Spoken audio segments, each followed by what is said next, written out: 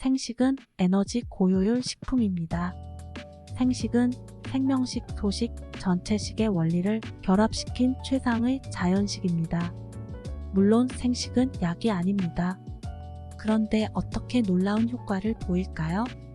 첫째, 생식은 직접 치료하기보다 치유 환경을 만들어 주기 때문입니다. 즉, 좋은 토양을 제공하는 것입니다. 둘째, 생식이 식사를 대체한다는 측면에서 지속성을 가지기 때문입니다.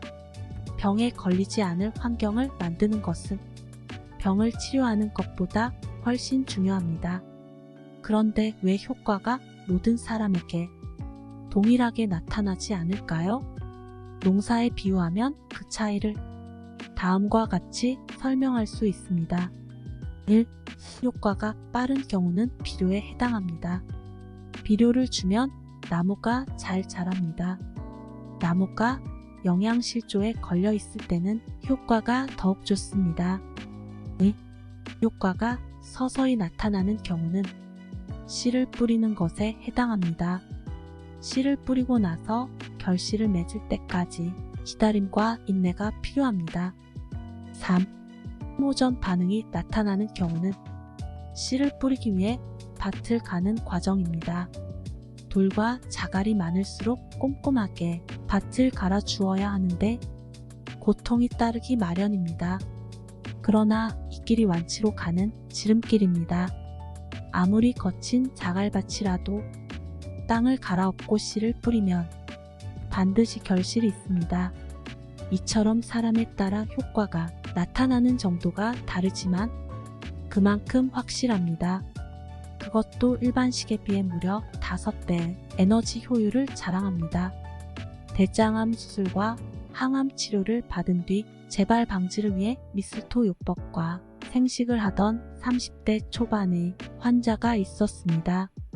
그런데 그 힘든 과정을 겪고 있는 환자의 얼굴이 곱기도 하려니와 너무도 화냈습니다.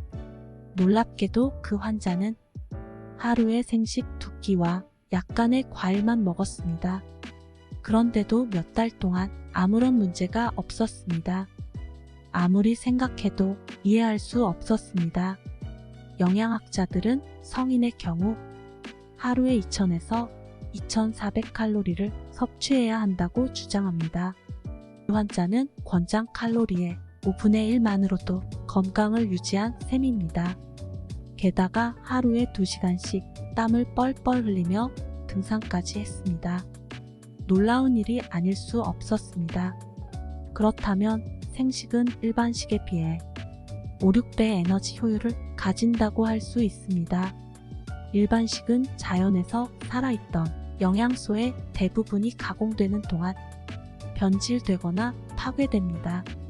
말하자면 찌꺼기만 남은 것이라고 할 수 있습니다.